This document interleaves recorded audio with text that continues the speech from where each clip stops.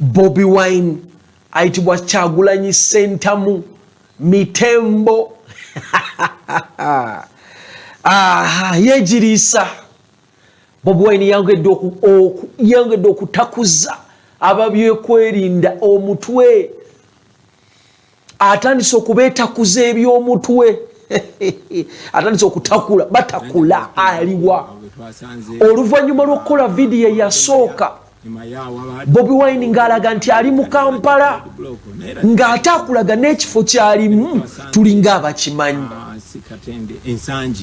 abantu era abanoonyereza ba IT specialists basobola okubanga abakola zi trace abalina za artificial intelligence ne babikola byonna.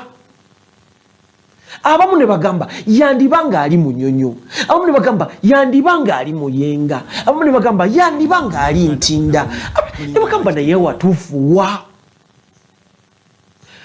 Nga tukyali awo tukyanoonyereza tugamba Bobi alabika ali awo. Jogera security eyongera ku security erinako gumite etudde eyagala kulaba kiki Bobi Wine kyaliko bajali.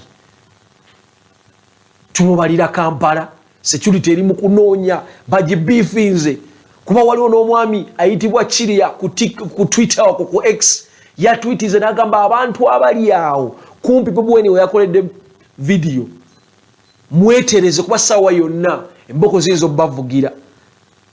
N'agamba abantu bange sigenda bateeka mu kati abaga tuba tuli awo nga Bobi Wine ate tetumulaba ewaabwe Gomba Kinoni. Abantu ne beebuuza Bobi Wine kati afuuka. Bobi Wine yafuuka kapa kubanga buli kigingi kye babadde bateeseewo ng'omukulu akibuuka bagamba ababadde bayimiridde ku Kinoni Gomba side bakozesa ki buli motoka yonna Bobi Wine nga talabika. Ne bagamba naye omusajja ono kiki kyayagala okukola kiki kyabala. Era Muhoozi nga bw'omumanyi General Muhoozi n'agamba oganye osala endalinga ku myaka 4 ze nakuwa otandise kusaalimba busaalimbi naye singa okuwa bino bijja kutuluma nga tewe bitunyumira kuba agambye gwe okyasaalimba omenya waya yenjogera y'ennaku zino. Bobi Wine bw'alimu kumenya waya watambula gwe banoonya ye yeeyagala weeyagazi. Abalala ne batandika abasajja b'NRM bagamba eyo Uganda empeje yatunyumiza abakulu batandika okukiweereza naye ne Bobi Wine no Uganda empe ey'okugamba nti oli wano dakika budakika ng'oli eno kiki ekigenda mu maaso. Bobi Wine nga yabalaga nti ali eri alongoosa ku malaalo ga maama we bantu be bonna abazikibwawo abantu ne bagamba kiki ekigenda mu maaso. So Bobi Wine mu mbeera emu katumukulage oyinza olowooza nti biki. Edwin tutereyo ka video k'omukulu nga kye yeekola si kyakuno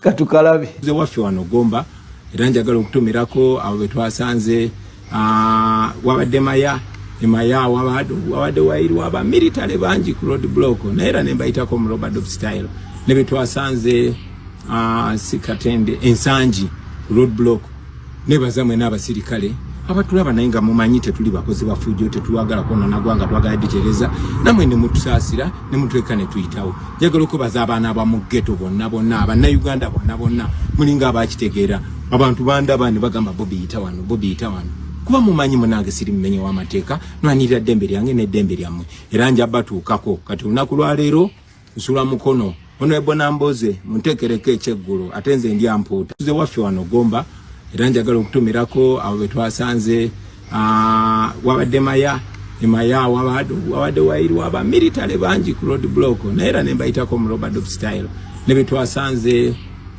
sikatende ensangi road block ne bazamwe n'abasirikale abatulaba naye nga mumanyite tuli bakozi bakulu. Yes, yoyo Bobi Wine ngakulaga emisanvu gyonna gye yayiseemu agamba nti police ye mugamba nti toyina buzibu genda yonna gy'oyagala oli Munnayuganda. Bwe ba police bwekola that is maturity. Bwe mumulese n'agenda yakoze ki talina buzibu talina tabu talina tabu kyonna kyakwasaganya kyanjawulo. Yoyo Mitembo ng'agezaako era n'agamba olunaku olwaleero ali wa Namboozi agenda kuliyako kamere alya nampuuta. Awo abasajja batandise batugende tulye wamu naye empuuta. Waliwo omusajja Edwin agamba oba ngende ndye ne Bobi Wine empuuta agaye tasobola. Bannange empuuta yagambye agenda girya sijja kwogera ebyo byaffe. Empuuta agambye alina gwagirya naye but not Mitembo. Anyway, bwetyo bwe tuli emboozi ya Bobi Wine ekyayongera okuba ng'erumya abantu bagamba naye simanyi oba poliisi awo kiba kibalekawa bozita abakwatemu tetumanyi. So mu mbeera yemu neera ne Mozi yatugambye nti intaneti yagizizzaako. Abantu ne batandika okugamba naye Mozi gwe president gweki n'agamba yazzeeko VPN mubiveeko mukole biki bannayuganda n'abeebaza okuba nammwe abeesigwa. So munange ku mboozi yaffe manager Roger Lubega Rogers balubega baba beddira Ngabi Statue Edwin yaba muganda waffe mukulu Lubega Rogers amanyikiddwa ennyo nga manager Roger ye muntu eyatwala obudde okusobola okuba nga atekamu ssente omukyala eyamanyirukibwa ennyo amanyikiddwa ennyo nga Namukwaya Diana abangi gwe tumanyi nga Spice Diana bakutte batambudde n'obulamu bw'okuyimba obw'amasanyu naye munange ng'era bw'obimanyi abantu batandika okugereesa nti Roger alabika akasuka ekibatu eri Spice Diana agamba oli muganda wange.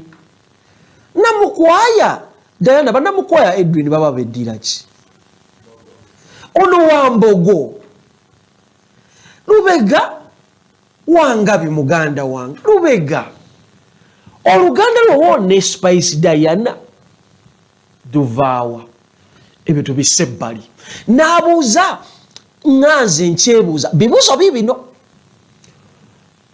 Lubega mbu wasulanga mu nyumba ya Spice Diana abaana balugeresa mbu yasulanga mu store mubirekeraawo ebyo yasulanga mu store yaawa.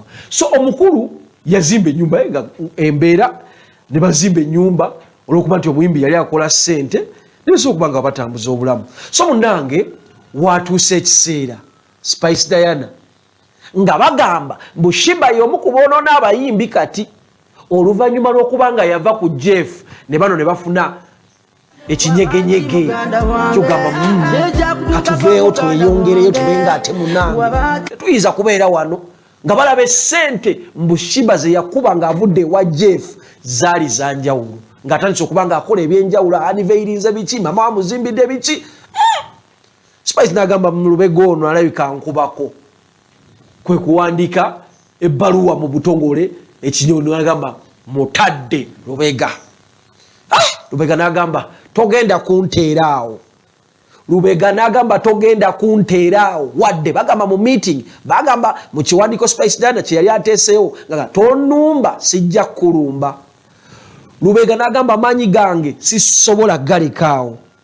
Teyeekuste n'omuyimbi gwe bayita Nikolai tebakoze kayimba kakuba Spice bagamba nti yagamba nti mukwano gwange wandekawo mukwano gwange gwe twayiribanga muganda wange netugamba naye Nanga Wambogo Roja ngoli wachi Wangabi akayimba ne bakayimba ne Nikolai nga bwe balaga Spice nti embeera oli ebintu bikutagalako ffe tuli eno baganda bo muganda waffe tukuume tujja kukuuma muganda waffe towaba eyo oba obula togala Spice abula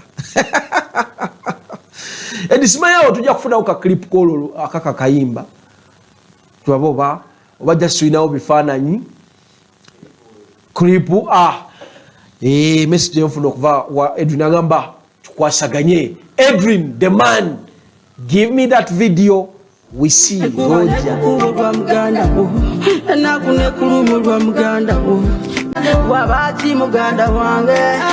mune manager Roger bakawereze omukyala ayitibwa Spice Diana oba Diana Namukwaya nga bamugamba muganda wange wabaki muganda wange ne bakaba amaziga byebyo ebigenda mu maaso wali mu source management so mu mbeera yemu tuba tutunulira ku ggulire lyaffe eryokubiri eriddirira erisembayo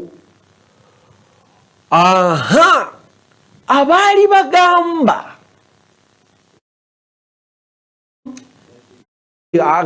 bangambe tusigale nga tukyali awo ku Spice Diana mu mbeera yemu Fik Fameka omukulu wa Lukagga Shafiki amanyiddwa ennyo nga Fik Fameka yakonfesinze Diana nagamba Diana namu nalaba chemistry yaliwaawo ku lumbe wallahi nga Fiki takaaba buli watunulako ku Spice ng'amwenya abamu ne bagereesa mbu Fiki y'omu ku baaleetera Lubega okuwanika ekyo kye tuyitawo life triangle nagamba nti eyo gye tuyita love triangle munange awo Spice ne Fiki nakonfesinga omukwano gwe ne Spice Diana nagamba Spice kat Spice ng'omutima gwe love in the air ne gwali nyumya ogwo omukwano naye Spice tasingako Fik Fameka obukulu oba bali bagamba age is just a number Fik Fameka si muto Fiki bagamba ali 27 namukwata yayingira dde essaate kubanga namukwaya waliwo akayimba kayayimba onsanuula bebigala onsanuula bwe nkulabako omutima nengulubiza mbabigala nga nembwa omusula kasasiro temulya naye kati agamba Fiki omukwano gwabwe gulikiri yali mu abasinga okupushinga omukwano kiri kitya guno guyitawo oba teguyitawo eji katulabe Fiki ensonga ze ne Namukwaya ziri zitya zituwawaawo tulabe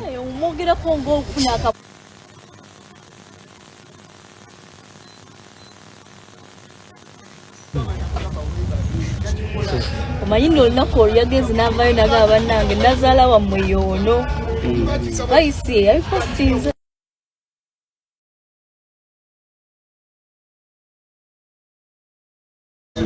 Spice Diana omwogerako ng'okufuna akamwenyumwenyu ku matama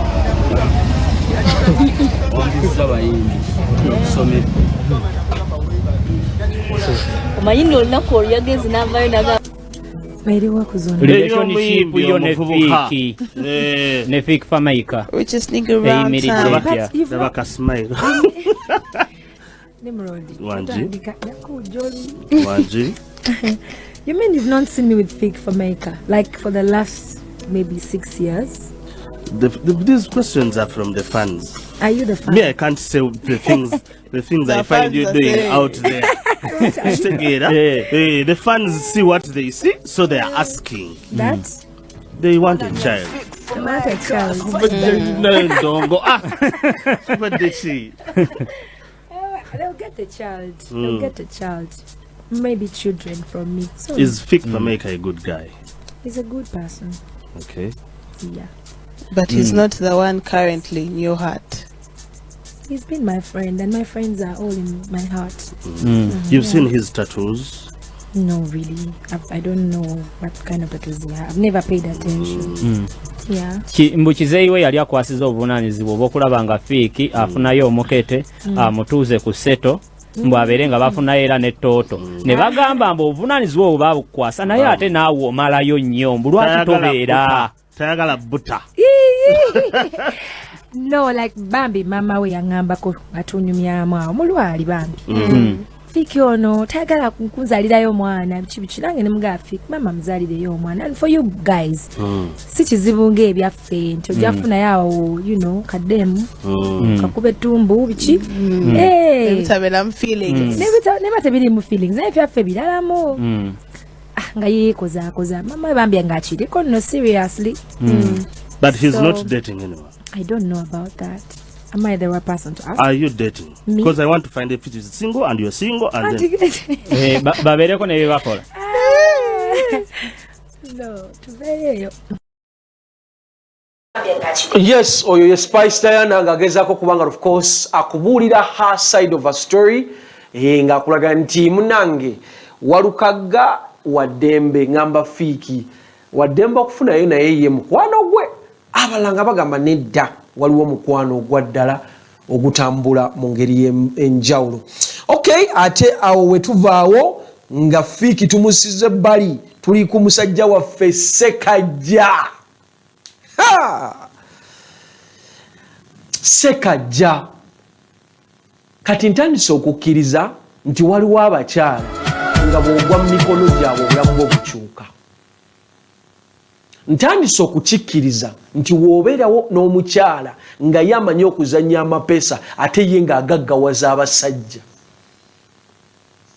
Waliwo omukyala bw'omutunuulira otandika okukkiriza nti omukyala ng'ono ayina kye tuyita chance abasajja bagimuyinamu bangi. Waliwo omukyala akwagala n'ovaawo n'otandika ne weevuma ensi eyayina bangalo n'odda mu kasiisira owakanamu eyayina bangalo oba fulaati oba zaakeedi walayi ne bakusanga ng'oli nansana kibadde kyetaagisa nansana walungi oli nga gy'oli owumudde. Naye munnange tutandise okutunuulira abasajja kukkiriza Rebecca amanyiddwa ennyo nga Chosen Becky. Kukkiriza Rebecca baayagala. Kukkiriza Rebecca Chosen Becky buli wayagala omusajja abaako kyakyukako. Baŋŋamba n'eyamwagala oli yali yamuzaalamu omwana we asooka yamukuba ebifaananyi mbu naye yaloka. Mbu Chosen Becky ayina emikisa egy'enjawulo. Mubuuza Amiru. Amiru yamufuna mbu ng'azannya abantu bannange mubireke. Amiru yali buloga ssebo. Naye abala bagamba mbu yamusanga ku puulu. Ali awo akima mazzi n'asanga omuzojja nga Bambi ali awo puulu attendant azannya bulungi puulu n'amugjayo. Yanoonya bantu beeyo tagenda nnyo bali. N'asooka kuzimbira Amiru n'amutereza bw'ati. N'amussa ebbali. Kati Amiru bangamba Amiru Foods Mpererwe wali. Amiru Foods wane Makerere Kikoni. Amiru Foods aguddewo ayina emmotoka miliyoni 2. Kati babadde bakuba Ssekaggya. Ssekaggya talina kyakola. Ssekaggya wa bifaananyi. Jjukira ebifaananyi byambaga ate embaga olusi muyinza okufuna olusi ne mutafuna. Ssekaggya Chosen Becky omwami wange buli wekutulako olusi njagala nakaaba. Naye bannange abakazi b'e Masaka, the Masakanians, mbabuuzaako, big up to you the Masakanians. You have done these things very stable and natural. you're good people. Ssekajja yaguddewo edduuka ge mawuli.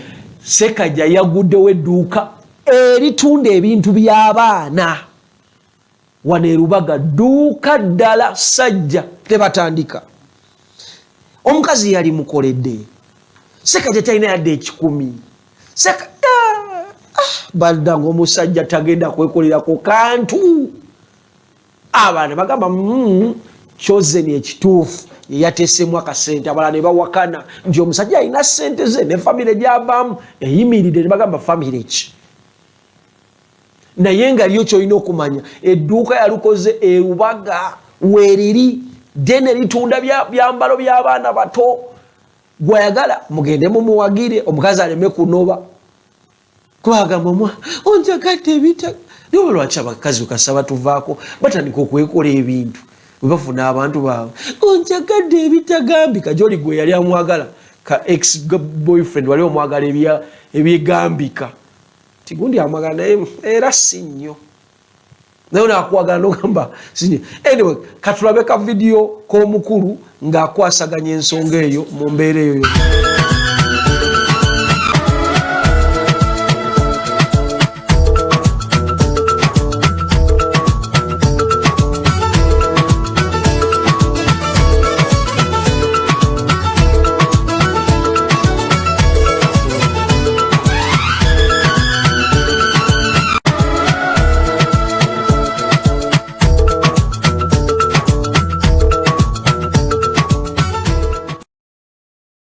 Yes, yoyo Ssekajja ng'akulaga edduuka masavu. Naye omusajja ajjewo abakazi abalinga Chosen Becky. Ng'omufuna wali mu bifaananyi byo otambudde nga tekugudde olubege olesa deno olina edduuka e Kampala. Naye munange ofuna omukazi nsiina nakyakulya nze. Nze banaye nera nkisimanyi. Mama mulwadde nze nno bannange. Nofuna omukazi nga bizibu. Nange era kituufu bambi abayita mu bizibu naye bambi ebizibu tobigamba mangu musajja kuba ajja kudduka. Anyways, mubadde balungi okuva gye twatandikidde teweerabira nga 14 genda wali Sheraton Garden bamuyise mwana mwezi Jostede ku Jostede live in concert. Sobola okubanga of course oyingira ordinary ja kuba mitwalo 5 simanyi emmeza ya milioni mmekao naye of course naonja kubanji kutegeeza maaso tumanye kyekitambula bitegekeddwa Abitex Promotions mbenga te mukwasaganya mu ngeri ey'enjawulo. Yes, mbabuuzaako mwenna era ne mbeebaza mwebale nnyo mwebali eddala mwekumire ku Ground TV. Genda bugenzi ku www.groundmedia.com and of course genda ne ku YouTube channel yaffe subscribinga sobola okubanga oteekamu embeera olabe eki ekigenda mu maaso. Teweerabira ku Afro Mobile kwe tuli my channel app but of course ne Green Monday tutambuza ekintu. Yes, KNMC omusajja Kampala mbadde ne Edrin K tubagamba nti musiibe bulungi mweraba. Spasiba.